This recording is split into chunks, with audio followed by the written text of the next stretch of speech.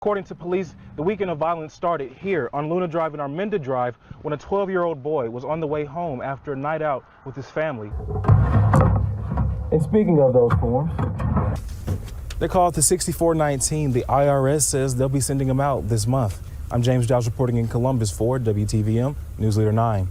Now, when I first arrived on the scene, the coroner was here. He said the next of kin has been notified, but he declined to give out that information until later on today. That's right, Jason. Just like you said, I am at the Lumpkin Center on the campus of Columbus State University, where this huge flag has been hanging here for nearly the last 2 decades. March 18th of 2018 is the last time family of then 37-year-old Erin Collier says they last spoke with her. 4 years later, her sister says she's still trying to find the answers to her disappearance. I'm told by Ed Wolverton, president of Uptown Columbus, that businesses in the Uptown district usually pay for off-duty police officers. Live in Columbus, James Giles, WTVM News Leader 9. Starting tomorrow, once someone walks through these doors, they'll have one of these folders in hand with a lot of resources to make sure they don't ever come back. Barbara, we're talking about several $1 million here, and it's going to be up to the voters of Columbus to determine how a special purpose local option sales tax, or SPLOST, is going to be used. All right, James, quick question for you. If Monty isn't available, will you fill in? Of course I will. I got you guys. Don't worry. Make a great Santa. That's right. His answer was no, so we very well could see more charges to come in this case. New data released by the Labor Department shows a strong hiring streak, and the unemployment rate remained near record lows. But there are still major concerns about inflation and whether the U.S. might be headed for a recession. ABC's Faith Abube is in Washington with the very latest. What? You heard it here first, short-sleeve Batman suits. All right, with shorts. With shorts. All right, see you later, friends. We'll be back here tomorrow. Have a great Saturday. Is it too soon for me to start wearing my sweaters to work? Well, of course not. No. Yes. Now, according to the latest Kaiser Family Foundation survey, about 60% of fully vaccinated adults say they've either already gotten or definitely will get their booster shot. And for that full sloppy recipe, you can go to our website, WTVM.com/food. To be back, everybody. Yeah. The gang's all here. The gang's all here. Gang, gang. And it's a good forecast for it, too. It's a beautiful day. Barbara, in this exclusive video, it shows suspended Columbus District Attorney Mark Jones talking with a Columbus police officer about why he believes suspect's charges should be upgraded from manslaughter to murder. Man, he meant to kill that. No, he didn't. Yeah, he did. Because why the would he have shot him? In this exclusive video obtained by News Leader 9, District Attorney Mark Jones is using slurred speech, talking with a police officer about a case from earlier this year. You may remember 18-year-old Sarah Holtrop, who was shot and killed at a home in East Columbus back in February. Holtrop. Michelle Holtrop on behalf of Sarah Holtrop. I don't know what her problem is. But they said there's dancing with the gun, whatever the that means. Shot her daughter, bro. Police say Holtrop was shot on Carmel Drive while asleep on a couch. We're told the 18-year-old was shot by 20-year-old Elijah Farrell by accident. Jones claims Farrell shot her on purpose because he thought she was cheating on him. What the are you doing for that family, bro? That's up. You can't dance with a gun and shoot somebody. Okay, well, there's a lot more to that story than just that. What was the rest of it? I presented it in grand jury. I presented it in the recorder's court. Man. The video shows more than 10 minutes of conversation between the two, Jones eventually realizing he's being recorded. He's recording me. What the are you doing? My camera's always on. Huh? My camera's always on when I work out here. Man, y'all. I'm trying to have some fun. What the are you doing, dude? That's why I don't with y'all, man.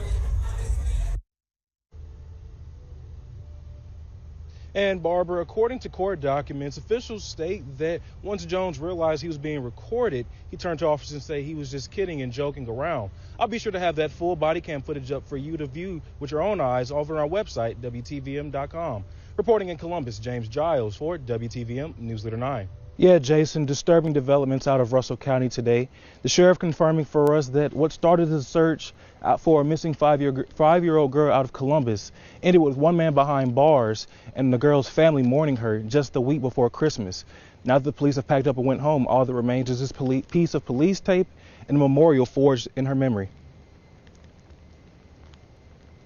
We're having to work a case on a child who absolutely did nothing wrong. When the mother of 5-year-old Kamari Holland closed her eyes early Monday morning, she had no idea it would be the last time she saw her daughter alive. The manner of death at this time looks to be asphyxiation.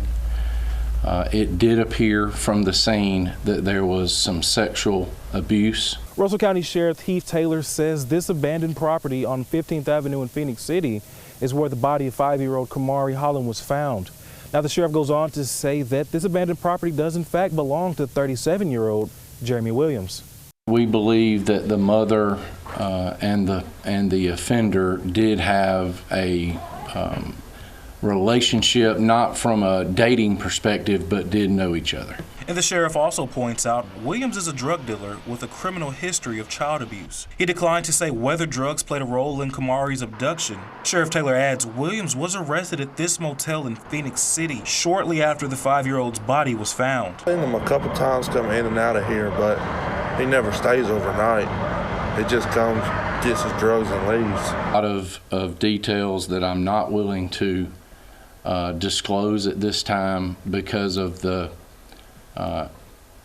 urgency in this case and potential other folks that we may be looking into as suspects or offenders alongside Mr. Williams.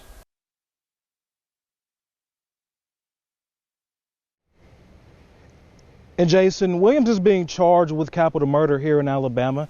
The sheriff says once the little girl's autopsy results come back, there could be more charges to come. Back to you.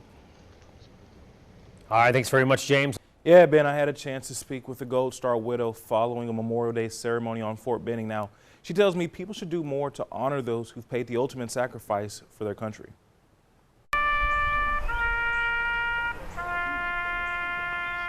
While many spend the last Monday in May enjoying the company of friends and family, others, like Brittany Lawrence, take the time to honor the memory of a loved one who paid the ultimate sacrifice for our country. My husband was killed October 8th, 2011 in Afghanistan. And every day is Memorial Day for Gold Star family members, but it's amazing and heartwarming that we have a moment in our nation to respect those that have died for our country. Monday, Fort Benning leadership along with the Maneuver Center of Excellence honoring those who died in the line of duty. Several Gold Star families who have lost a loved one in the line of duty also making an appearance at the Fort Benning Main Post Cemetery to pay tribute this Memorial Day. As we honor their memory today, let us pledge that their lives, their sacrifices, their valor shall be justified and remembered for as long as God gives life to this nation. Lawrence, now engaged in making the most out of life, says the days get easier, but there are hard moments. Today will be a hard day. Which he says are sentiments shared with others who relate to her story. The installation's leadership also laying a wreath at the headstone of an unidentified soldier as tribute to all the nation's veterans who've died in the line of duty. Present. Oh. So if I may ask each of you, make the day what you need it to be.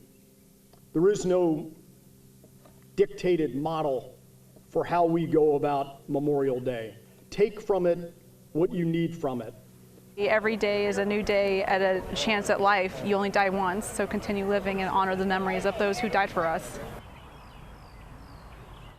And guys, Lawrence says instead of saying Happy Memorial Day, yesterday she was encouraging people to look up fallen heroes and honor their memory because they died for us to maintain the freedoms we enjoy today.